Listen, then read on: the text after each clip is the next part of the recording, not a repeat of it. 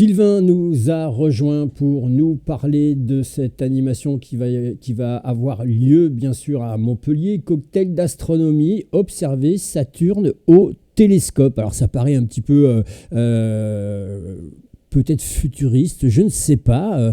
Je vais préciser quand même que tu es le fondateur d'Astroludique. Qu'est-ce que Astroludique? Même si le Alors, nom, je pense que la solution est dans le nom quand même. oui, il y a un indice dans le nom.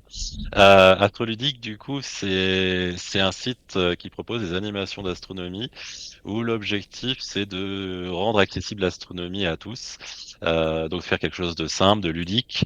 Et en faisant ça sur Montpellier, l'idée, c'est d'amener directement sur Montpellier ce qu'on peut voir. Donc que ce soit la Lune, Saturne, Jupiter, et même on peut voir une nébuleuse. Alors, je suppose que pour voir tout ça, il faut un sacré équipement. Alors, je sais qu'il y a des particuliers qui peuvent avoir des télescopes, si j'appelle ça, si c'est le bon nom que je nomme. Je ne suis pas du tout spécialiste là-dedans. Je découvre aussi en même temps que nos amis internautes. Il y en a qui ont des appareils un peu sophistiqués. Et puis, toi, je suppose que tu as justement ces fameux appareils qui nous permettent de voir la Lune, notamment, parce que tu fais aussi la Lune, mais là, sur l'événement, notamment pour observer un petit peu ce qui se passe autour dans le ciel. Oui, exactement. Oui, j'ai plusieurs télescopes, dont un qui est utilisé pour les animations astroludiques sur Montpellier.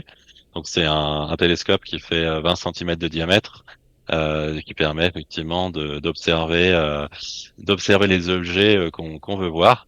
Et j'ai un autre télescope de 400 millimètres de diamètre, donc beaucoup plus gros, qui fait quasiment 2 mètres de long, que j'utilise plutôt en dehors de Montpellier pour voir des objets qui sont beaucoup moins lumineux et beaucoup plus loin. Alors, à quoi, si les gens veulent venir, parce que là, ça éveille la curiosité quand même, à quoi les gens doivent-ils s'attendre? Alors, du coup, les animations durent 1 heure et demie ou 2 heures selon les programmes. Et en général, sur les sessions d'1 heure et demie ou 2 heures, vous avez une première partie où on fait des petits jeux autour de l'astronomie, que ce soit une animation avec une fusée comme est derrière, ou une animation avec les planètes du système solaire qu'il faut reconnaître, placer dans l'ordre, etc. Et ensuite, on passe à l'observation même avec le télescope, où là, du coup, on va soit observer la Lune directement et contempler un peu tous ces reliefs, tous ces cratères.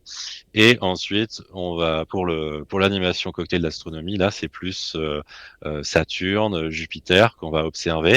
Alors, il faut savoir qu'on va observer quand même quelque chose d'assez différent que ce qu'on peut voir en photo pour Saturne et Jupiter, parce que c'est quand même des planètes qui sont très très loin.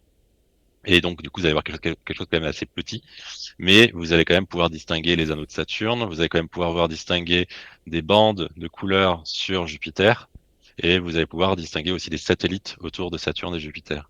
Alors, je suppose que quand même, là, le vecteur météo peut être relativement important parce que s'il n'y a pas de ciel dégagé, sachant que Saturne et Jupiter sont quand même loin de chez nous, il faudrait mieux qu'il y ait un ciel dégagé. Oui, effectivement, l'astronomie, c'est très dépendant de la météo. Donc, c'est forcément, on fait les sessions que quand on a un ciel suffisamment dégagé. Et si vous réservez des sessions et que le ciel finalement n'est pas bon pour observer, pas de panique. Du coup, on se recale à une autre session par la suite, où vous pourrez choisir la session qui vous arrange dans les mois qui viennent. Donc, il y a toujours moyen de rebondir pour observer plus tard. Alors je suppose que bien sûr il y a un télescope, donc on peut pas tous mettre le même œil dans le. Enfin, on peut. Il faut attendre chacun son tour pour pouvoir contempler un petit peu tout ce qu'il y a autour. Mais est-ce que derrière tout ça, une fois qu'on a contemplé, qu'on a regardé, est-ce qu'il y a des explications? Oui, en fait, le truc, c'est que vous n'allez pas regarder et puis après ne plus rien voir de la session. C'est que vous allez regarder un petit peu et puis vous allez passer au suivant.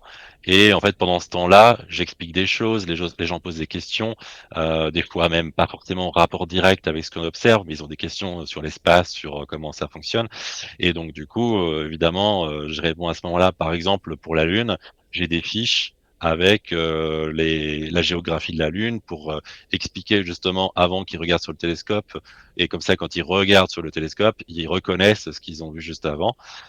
Pour Saturne, Jupiter, on va plutôt expliquer des choses autour de la distance, des distances qui sont complètement énormes dans l'espace. Donc effectivement, il y a des explications et puis il y a alors j'ai pas la prétention de tout connaître, je suis pas spécialiste de l'espace, mais l'idée c'est d'être voilà de vulgariser les choses et d'expliquer les choses simplement. Le but n'est pas non plus d'assommer Hmm. d'explications techniques et compliquées. Alors, moi, j'ai une question bête parce que, encore une fois, j'y connais strictement rien. On parle de Saturne et Jupiter. Mars se trouve où? Mars se trouve juste après la Terre. Enfin, si on a le Soleil, on a la Terre et on a Mars juste derrière. Donc Mars est observable aussi. Ça dépend des périodes de l'année et ça dépend des horaires. Mais en général, c'est pas le plus intéressant à voir au télescope parce que vous allez voir un petit rond rouge. Mais Mars est observable. Et d'ailleurs, on peut l'avoir à l'œil nu. Par exemple, au début de l'année 2025, il y avait un alignement. On voyait effectivement Mars à l'œil nu, au même titre que vous pouvez voir Jupiter et Saturne à l'œil nu. Ah oui, Sylvain, quand je t'entends parler, on voit que tu es un grand passionné de tout ça. Lorsque tu entends parler de on va aller sur Mars, on va retourner sur la Lune, qu'est-ce que tu ressens quand tu entends ça? Quand on est passionné comme ça, on se dirait, on pourrait se dire, on parlait de la Lune que tu étudies, notamment avec la fusée que tu as juste derrière toi, au fond. Lorsque tu entends ça, tu n'as pas des petits pincements? Tu te dis pas, moi j'aimerais bien y aller aussi? Oui, alors sur la Lune plus, parce que Mars c'est quand même loin. Ça veut dire quand même, il va pas dire quelques temps. Mais après, c'est sûr que ça serait, si on pouvait s'y téléporter et voyager rapidement, ça serait assez magique d'aller voir ce qui s'y passe. Mais sur la Lune, oui, il y a quand même un côté assez fascinant sur le côté, cette espèce de beauté un peu à la fois, enfin, c'est à la fois beau et austère la Lune. C'est une espèce de mélange un peu comme ça. Et d'ailleurs, oui, justement, c'est avec la fusée juste derrière, là, avec le programme Artemis, que la NASA notamment prévoit de retourner sur la Lune.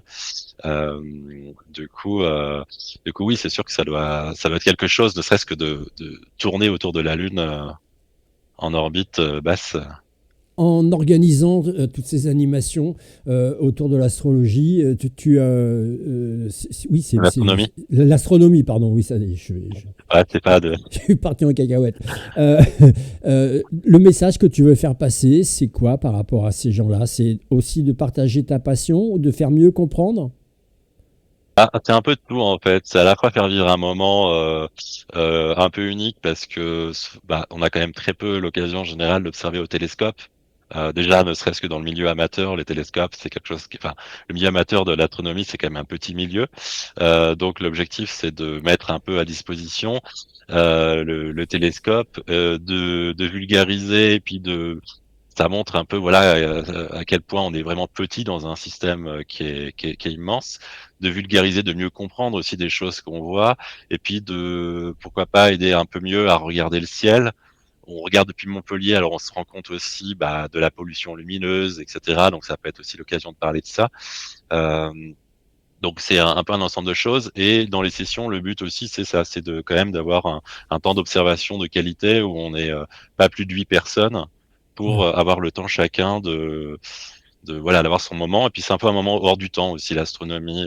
C'est un peu onirique aussi à la fois, donc Et, scientifique et onirique. oui, oui, alors je précise quand même que ce sont des instruments qui coûtent relativement cher quand même. Oui, un télescope, c'est forcément ça coûte cher. Il y a plusieurs pièces. Il y a le télescope lui-même. Là, le télescope que j'utilise a un système de monture qui permet de faire le suivi, qui nous permet d'être toujours sur l'objet qu'on souhaite voir. Et puis effectivement, bah, c'est le miroir qui coûte le plus cher, souvent dans l'optique. Donc, du coup, tout ça, plus les accessoires, les oculaires. Donc effectivement, c'est pas comment dire, c'est pas l'activité effectivement qui est vraiment accessible pour tout le monde à la base, oui. Et oui, pour le commun des mortels. Si je dis ça, c'est parce que, bien sûr, juste derrière, je vais parler de tarification, parce que forcément, il y a une participation qui est demandée aux gens, parce que c'est ce qui explique cela aussi. Oui, voilà, c'est sûr qu'effectivement la tarification, malheureusement, on aimerait la mettre plus basse, mais à la fois, bah, il y a les frais liés effectivement à tout le matériel qui est utilisé. Il y a le temps passé à effectivement à mettre en place et à expliquer, à ranger, etc. Donc parce qu'effectivement, il y a un temps d'installation. L'astronomie, c'est un télescope. Là, le télescope, celui-là, il doit faire autour de 30 et 40 kilos au Oui. total, avec tous ces éléments. Donc, il faut les installer, les transporter.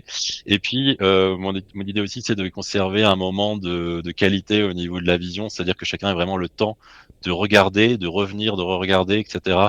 C'est-à-dire qu'on n'est pas juste dans l'éphémère, on regarde 30 secondes et c'est fini, on verra pas plus. C'est vraiment laisser à chacun le temps, tranquillement, de regarder, de se poser, de vivre ce moment. Donc effectivement, forcément, ça a un coût, euh, mais c'est aussi quelque chose qu'on fait pas forcément tous les jours. Et du coup, ça peut être aussi quelque chose qui peut être offert, notamment par exemple pour Noël, puisque du coup, Il y il a y a un des, système de cartes cadeaux qui permet d'offrir ça aussi pour les gens qui savent que dans leur famille, il y a des passionnés d'astronomie ou des gens que ça peut intéresser. Voilà, donc en tout cas, l'idée, c'est quand même de faire quelque chose de qualitatif et pas et vraiment de mémorable, j'espère en tout cas. Et oui, non, non, mais c'est sûr, c'est sûr. Alors, on rappelle le tarif pour ceux qui sont intéressés parce que c'est quand même intéressant. C'est 25 euros pour participer. C'est du 10 novembre au 25 novembre, si je ne me trompe pas. J'ai été déjà directement sur Montpellier Tourisme pour avoir un petit peu plus de renseignements. Et il y a aussi une session du 9 décembre au 21 décembre, c'est ça? Alors, en fait, il y a des sessions tout le temps, plus ou moins, puisqu'en fait, il y a une alternance entre les sessions cocktail d'astronomie, où là, vous allez observer Jupiter et Saturne, et deux autres objets, notamment une nébuleuse. Mais vous avez aussi la Lune, après, en intercalé. Et en fait, du coup, vous avez toujours des sessions. Et pour la Lune, vous avez des sessions un peu plus courtes, d'1 heure, qui sont là à 20 euros, donc c'est un peu moins D'accord. cher. Mm. Voilà, donc ça dépend mais du coup, vous allez retrouver effectivement une alternance comme ça, puisqu'en fait, quand la Lune est visible, bah, je privilégie la Lune, et quand la Lune n'est pas trop visible, ça nous fait moins de pollution lumineuse, ça fait moins de lumière, du coup, ça, on peut voir plus facilement les autres objets. Vous savez tout, les amis. Je vous rappelle que le rendez-vous vous est donné. Vous allez directement même sur montpelliertourisme.fr et vous allez retrouver toutes les informations. Cocktail d'astronomie, observer Saturne au télescope. C'est là aussi notre petit coup de cœur pour en savoir un petit peu plus. Et puis, n'oubliez pas notre sacrée lune qui pourra vous faire peut-être, il y en a qui ont des a priori dessus, donc le fait de pouvoir voir, de comprendre, d'échanger avec Sylvain, ça peut apporter. Je vous rappelle aussi que vous allez pouvoir faire gagner un reportage avec une équipe de journalistes et caméramans directement sur place en votant le chiffre qui s'est affiché en haut à droite de l'écran, c'est le chiffre 2. Merci beaucoup Sylvain. De rien, merci à vous.